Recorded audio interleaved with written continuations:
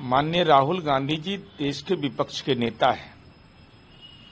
अभी हाल में संपन्न विधानसभा चुनाव में एसआईआर के नाम पर यात्रा प्रारंभ की, लेकिन नतीजा सिफर रहा।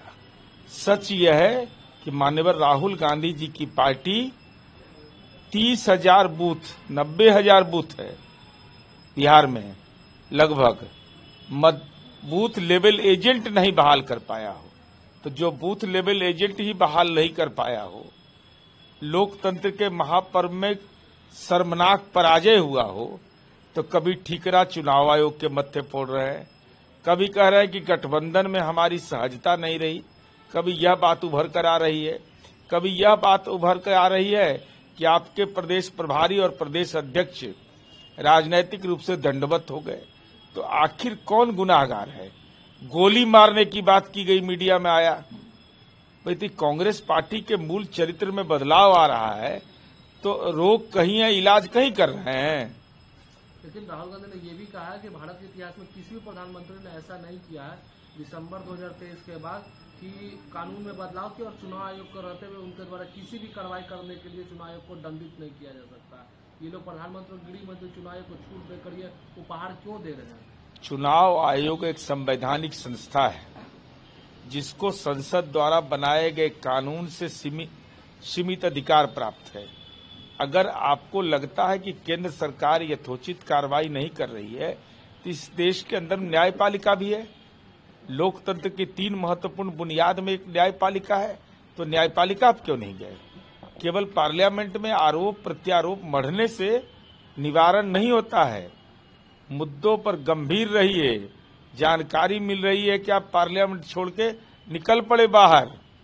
तो जब विदेशी पर्यटक रहिएगा तो देश की समस्या को ठीक करने के लिए आप सक्षम कार्रवाई नहीं कर पाइएगा। अखिलेश यादव एसआईआर पर वो बोल रहे हैं कि उत्तर प्रदेश में 5 करोड़ वोट कट रहे हैं, ये मैपिंग ऐप किसने बनाया? एक बड़ा घोटाला लगता है, जिसने कंपनी ने बीजेपी को चुनावी बॉन्ड दिया, ये मैपिंग ऐप उसी कंपनी का है। मैं जानना चाहता हूं माननीय अखिलेश यादव जी, समाजवादी पार्टी का कंपनी कहां है? आपका बूथ लेवल एजेंट कहां है? एसआईआर के पहले चुनाव आयोग यह निर्देशित करता है हर एक राजनीतिक दल को बूथ लेवल एजेंट को नियुक्त करना। बूथ लेवल एजेंट का दायित्व क्या है? बीएलओ को सहयोग करना। तो मुझे जहां तक जानकारी है समाजवादी पार्टी इसमें विफल है। तो जब आप बूथ लेवल एजेंट ही बहाल नहीं कर पाएंगे, तो क्या मरे हुए लोगों का नाम भी दर्ज रहना चाहिए? क्या एक व्यक्ति का 4 जगह नाम दर्ज रहना चाहिए? क्या देश के चुनाव आयोग के तयशुदा प्रावधान के तहत यह अधिकार प्राप्त है? अरे अभी तो एसआईआर को आपने मुद्दा बनाया और चुनाव में मुंह का खाना पड़ा। आपके ओन ब्लड है, ब्लड रिलेशन है, खून का रिश्ता। बिहार में तुषारापात हो गया पूरी भावनाओं पर।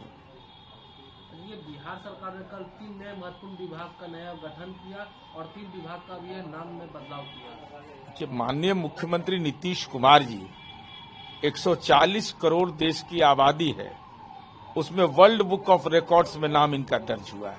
एकमात्र व्यक्ति को यह गौरव हासिल हुआ है। तो चूंकि हमने संकल्प लिया जनता से, हम निश्चय किया, उसको पूरा किया, संकल्प लिया, तो उसका विस्तारीकरण तो करना आवश्यक है।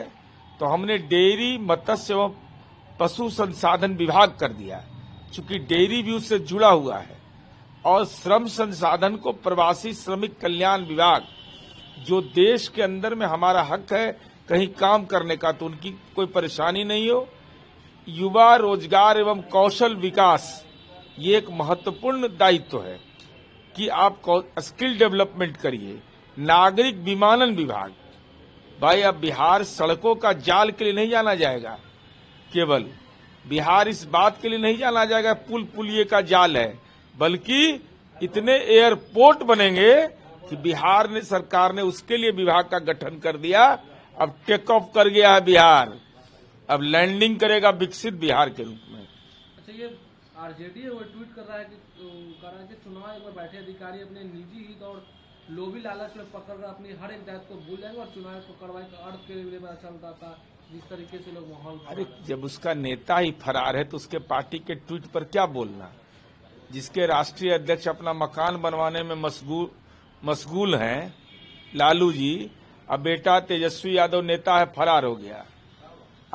मीडिया स्रोत के अनुसार रमीज के साथ घूम रहे हैं, हिस्ट्री सीटर के साथ। रमीज के साथ तमीज सीखिएगा, यही आपकी पार्टी का ट्वीट आएगा, जनता के जनादेश का अपमान का ट्वीट आएगा।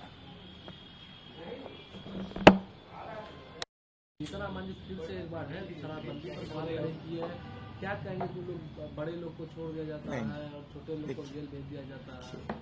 माननीय जीतन राम मांझी जी का भाषा नहीं भाव समझिए।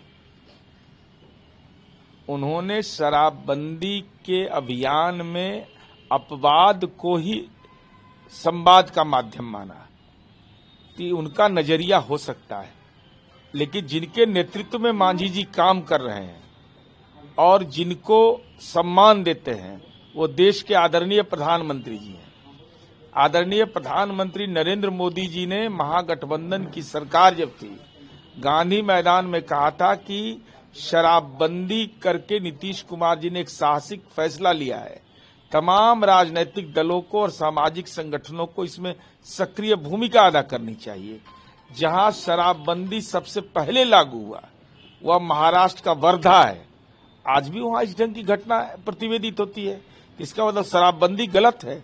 हर एक राजनीतिक दल, जहां तक मैं समझ पाता हूं, उसके प्रारंभिक सदस्य का बुनियादी शर्त है कि शराब नशा से दूर रहना चाहिए। उन्होंने कुछ एक घटना के बारे में उनको जानकारी मिली होगी, केंद्रीय मंत्री हैं, वो उत्पाद मद्य निषेध विभाग को वो संसूचित करेंगे। अगर ऐसा कोई मामला प्रतिवेदित होगा, कोई बड़ा से बड़ा आदमी हो, रसूखदार क्यों नहीं हो, उनका ऐसा कानूनी इलाज करेंगे कि शराबबंदी किसको कहते हैं उनको एहसास हो जाएगा। अंतिम सवाल है, आज लैंड फॉर जॉब मामले में वो आने वाला फैसला। अरे कौन अंतर पड़ता है भाई? लालू जी के परिवार पर, मुर्दा पर 9 मन नहीं 9.5 मन। अरे मुकदमा का तो बोझ लिए हुए है ये हैं और बिना जकात के मुस्कुराते नहीं हैं।